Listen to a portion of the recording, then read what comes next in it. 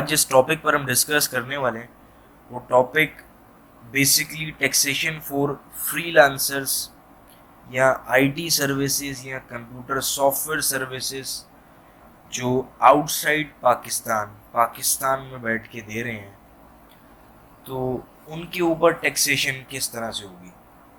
पाकिस्तान में क्या ऐसी इनकम जो बाहर से आ रही है, जो पाकिस्तानी बाहर सर्विसेज दे रहे हैं, फ्रीलांसर्स हैं, आईटी सर्विसेज दे रहे हैं, वो कंप्यूटर की सर्विसेज दे रहे हैं, तो पाकिस्तान में उस पर कोई टैक्सेशन है, और अगर है तो कितनी है, और क्या फ्रीलांसर्स या आईटी सर्विस प्रोवाइडर जो आउटसाइड पाकिस्तान है उनको इनकम टैक्स रिटर्न फाइल करना लाजिम है, और पेमेंट किस तरह से मंगवा सकते हैं।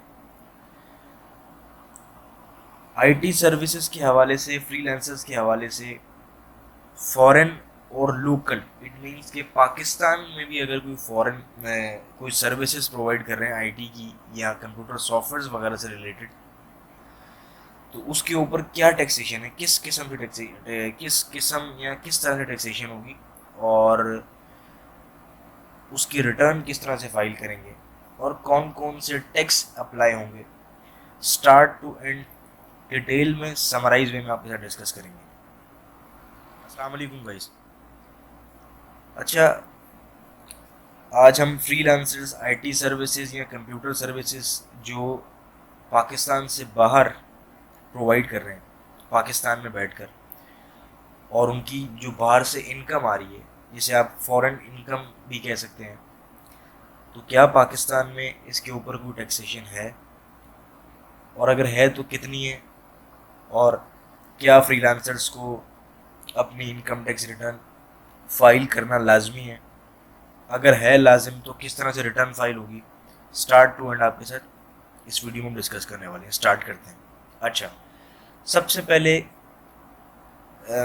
आपको लेके चलते हैं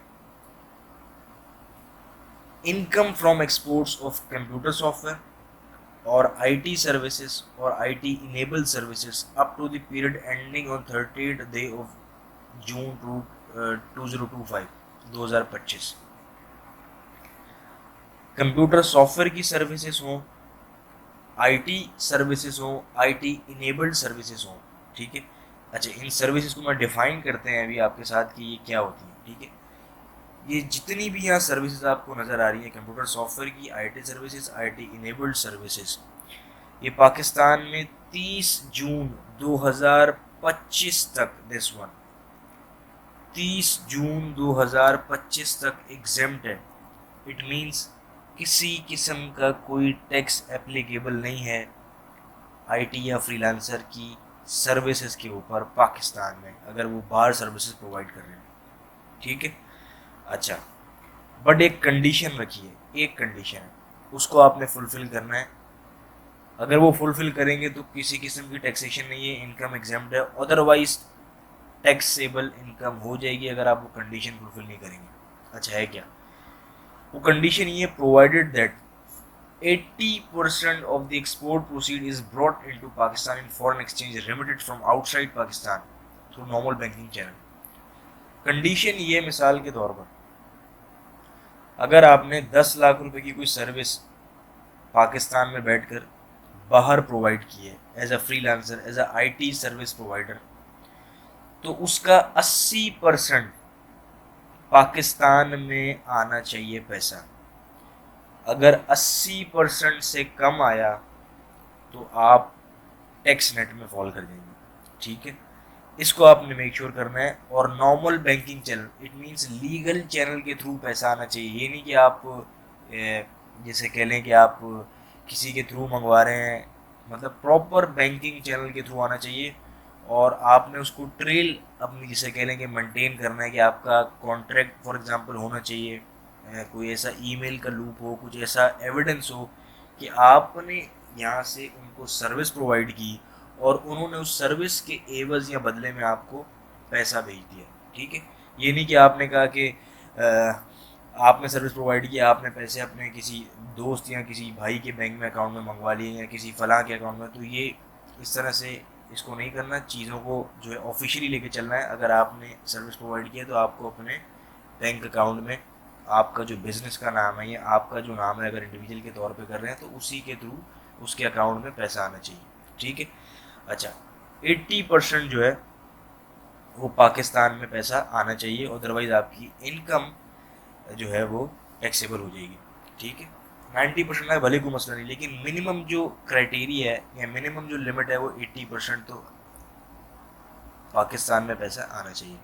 तो फिर आपकी IT servicing as a freelancers जो आपकी इनकम है पाकिस्तान में वो एग्जेम्प्ट है, उसके ऊपर किसी किस्म का कोई टैक्स नहीं है। अच्छा, अब आपसे डिस्कस करते हैं आईटी सर्विसेज और आईटी इनेबल्ड सर्विसेज ये क्या होती हैं, ठीक है। अच्छा, ये आईटी सर्विसेज बेसिकली इसमें इंक्लूड है software development, software maintenance, software integration, web design, web development, web hosting and network design, ठीक है। जो इस सर्विसेज आईटी सर्विसेज से रिलेट करते हैं वो मुझसे बेहतर इन सर्विसेज को जो है वो जज कर पाएंगे और समझ पाएंगे, ठीक है। अच्छा, उसके बाद आईटी इनेबल्ड सर्विसेज ये क्या होती हैं, ठीक है। आईटी इनेबल्ड सर्विसेज में इंक्लूड है इनबाउंड और outbound call centres, medical transcription, remote monitoring, graphic design, accounting services, HR services, telemedicine centres, data entry operations etcetera.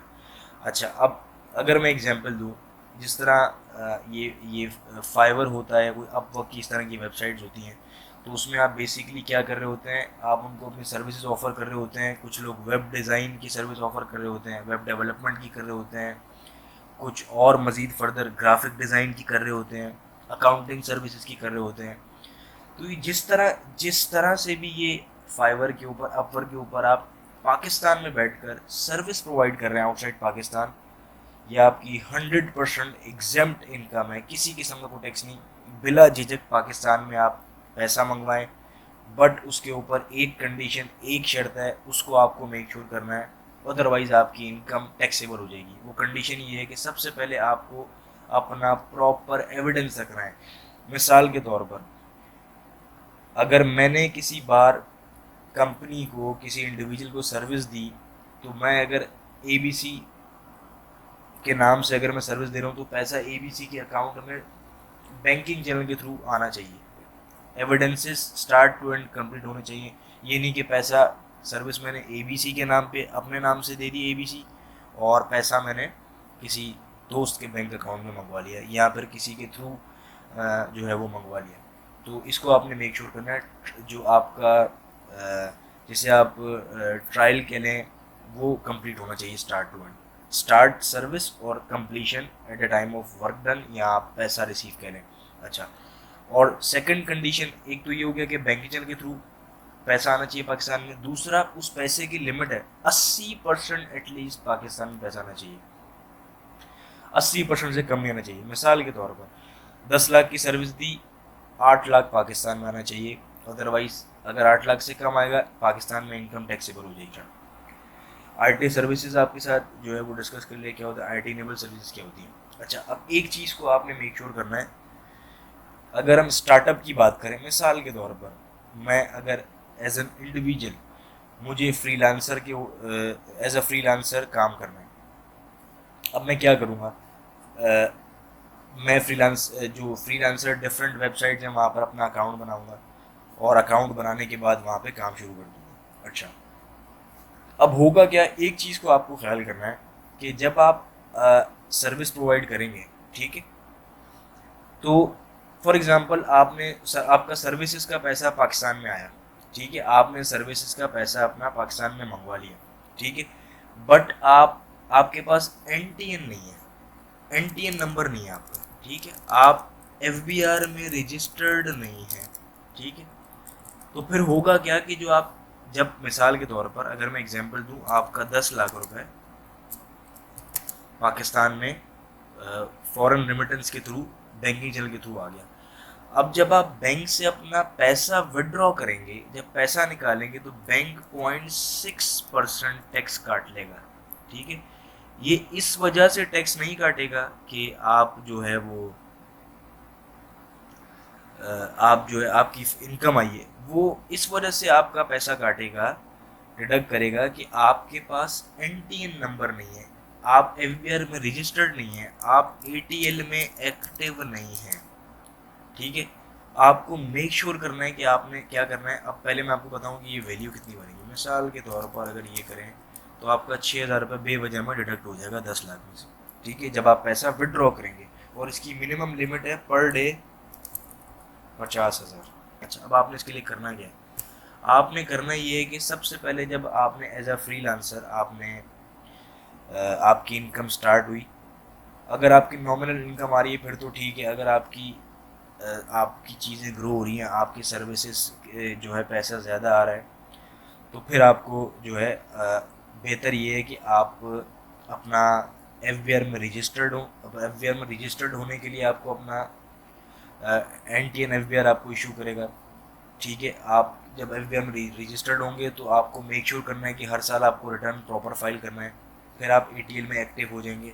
अगर आप ए में एक्टिव नहीं होंगे तो आपका 0.6% कटेगा, अदरवाइज टैक्स नहीं कटेगा।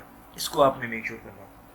अच्छा, इसके हवाले से जो कि एफ में रजिस्ट्रेशन किस तरह से होती है, एन नंबर किस तरह से बनता है, और ये सारा प्रोसीजर की ऑलरेडी वीडियोस अपलोड हो चुकी हैं, नीचे डिस्क्रिप्शन में लिंक ऐड कर देंगे, आप वहाँ पे जाके गो थ्रू कर सकते हैं। फर्दर क्यूरी हो तो आप क्यूरी भी कर सकते हैं। ठीक है, हमारा नीचे डिटेल्स, कॉन्टैक्ट डिटेल्स भी मेंशन है। अच्छा, ये तो हो गया आपको आपकी टैक्सेशन फ्रीलांसर आईटी सर्विसेज की आउटसाइड पाकिस्तान, जो आप पाकिस्तान से बाहर दे रहे हैं।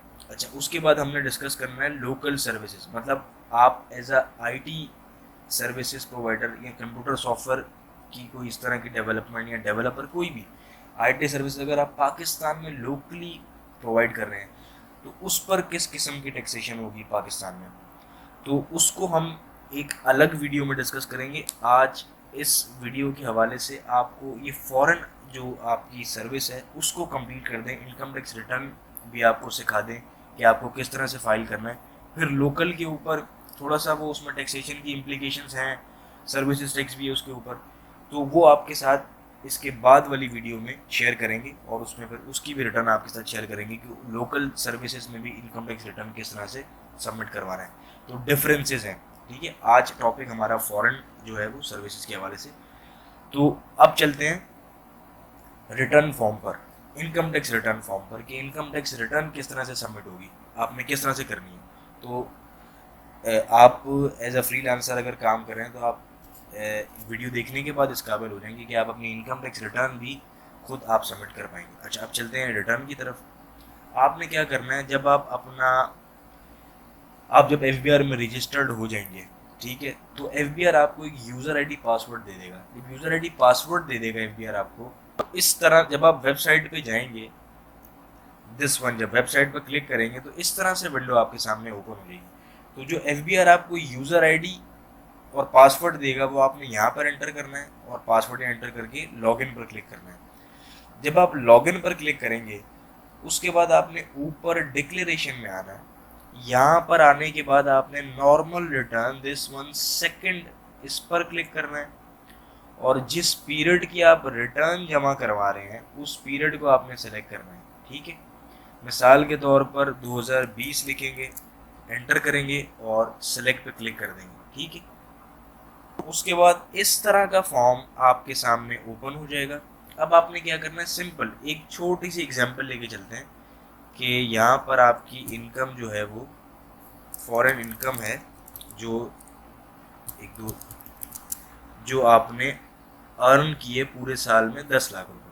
ठीक है, ये आपने को आईटी सर्विसेज दी थी, उसकी इनकम है 10 लाख रुपए। आपने क्या करना है, सिंपल आपने जितनी भी डिटेल्स हैं इसको गो थ्रू नहीं करना, सिंपल आपने बिजनेस के टैब पर क्लिक करना है, दिस वन।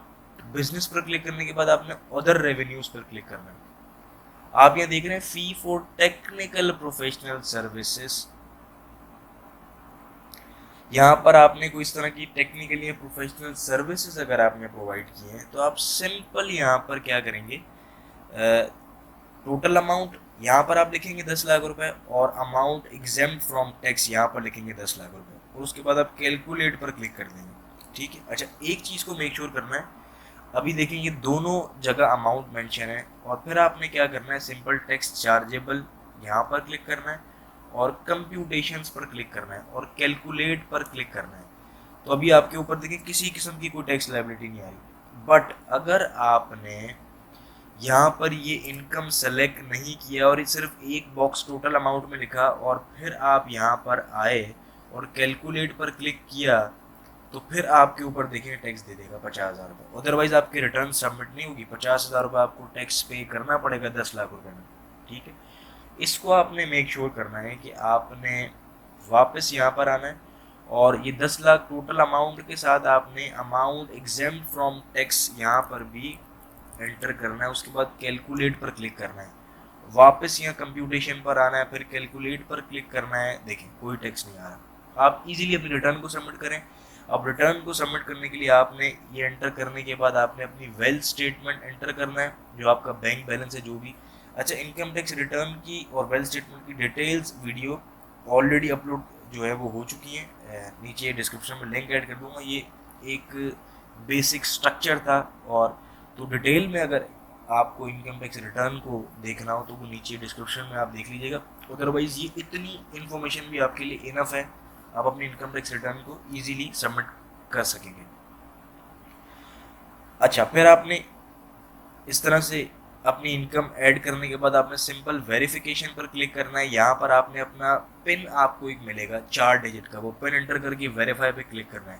वेरीफाई पिन पर जब क्लिक करेंगे सिंपल आपने सबमिट पर क्लिक करना है। वो येस आप और नो का ऑप्शन देगा, आपने येस करना है, आपकी रिटर्न सबमिट हो जाएगी। ठीक है, तो इसको आपने मेक श्योर करना है किसी किस्म का आईटी सर्विसेज का, फ्रीलांसर्स का, जो आप सर्विसेज पाकिस्तान से बाहर दे रहे हैं, प्रोवाइड कर रहे हैं, पाकिस्तान में 2025 जून 2025 तक किसी किस्म का कोई टैक्स नहीं है। तो बिला झिझक अपना आप इनकम टैक्स रिटर्न फाइल करें। अच्छा, आपको एक चीज़ मैं बताना चाहूँगा, आप इनकम टैक्स रिटर्न फाइल क्यों करें, और दूसरा आप एफबीआर में रजिस्टर्ड क्यों। देखें, अगर आप कहते हैं कि मुझे एफबीआर में रजिस्टर्ड नहीं होना, मुझे इनकम टैक्स रिटर्न फाइल भी नहीं करना, ठीक है, तो होगा ये कि जब आपकी बाहर से इनकम आएगी तो आप अपनी इनकम बैंक से अगर मंगवाएंगे तो विड्रॉ करेंगे। जब बैंक से विड्रॉ करेंगे तो आपका 0.6% 50,000 से ऊपर अगर पर डे कैश विड्रॉ करेंगे तो टैक्स कटेगा।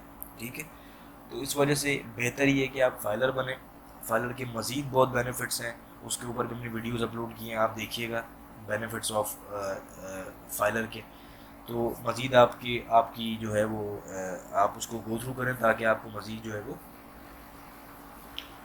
तो इसको आपने मेक श्योर करना है। ठीक है, कंक्लूजन ये है सिंपल कि अगर आप फ्रीलांसर हैं, आईटी सर्विस प्रोवाइड कर रहे हैं पाकिस्तान से बाहर, तो आप एनटीएन बनवाएं अपनी इनकम टैक्स रिटर्न फाइल करें ताकि आप एटीएल में एक्टिव टैक्स पे लिस्ट में आ जाएं, ताकि आपके ऊपर किसी किस्म की कोई टैक्सेशन ना हो। और फॉरेन आउटसाइड से जो आपकी इनकम पाकिस्तान में आ रही है आईटी सर्विसेज के हवाले से, वो तो टोटली एग्जेम्प्ट है। ठीक है, अपना ख्याल रखिएगा। किसी किस्म फर्दर इसके बाद जो वीडियो होगी वो लोकल सर्विसेज के हवाले से होगी, उसमें थोड़ी टैक्स की इम्प्लीकेशन है, सर्विस टैक्स है, इनकम टैक्स है, कुछ और डिफरेंट टैक्सेशन है, तो वो लोकल डिटेल में डिस्कस करेंगे नेक्स्ट वीडियो में कि लोकल फ्रीलांसर या लोकल आईटी सर्विस प्रोवाइडर जो है वो कंप्यूटर सॉफ्टवेयर जो सर्विस प्रोवाइड कर रहे हैं पाकिस्तान में, उनकी टैक्सेशन की क्या इम्प्लीकेशन है, क्या जो है वो टैक्स एप्लीकेबल है, और उनकी रिटर्न किस तरह सबमिट होगी, तो वो नेक्स्ट वीडियो में आपके साथ शेयर करेंगे। आज फॉरेन जो है वो सर्विसेज के हवाले से था। तकरीबन complete information outside services Pakistan जो हम प्रोवाइड करेंगे यहाँ से, उसके बारे में मैं आपके साथ शेयर कर चुका हूँ। अगर फिर भी किसी किस्म की आपकी कोई क्यूरी हो तो मुझे आप नीचे कमेंट कर सकते हैं। हमारा व्हाट्सएप कॉन्टैक्ट नीचे मेंशन है, आप डायरेक्ट कॉन्टैक्ट कर सकते हैं। इंशाल्लाह कोशिश करेंगे कि आपको जो है वो जितना हो सके गाइड करें। अपना ख्याल रखिएगा, और फर्दर इंशाल्लाह नई वीडियो के साथ हाजिर होंगी। टेक केयर, अल्लाह हाफिज़।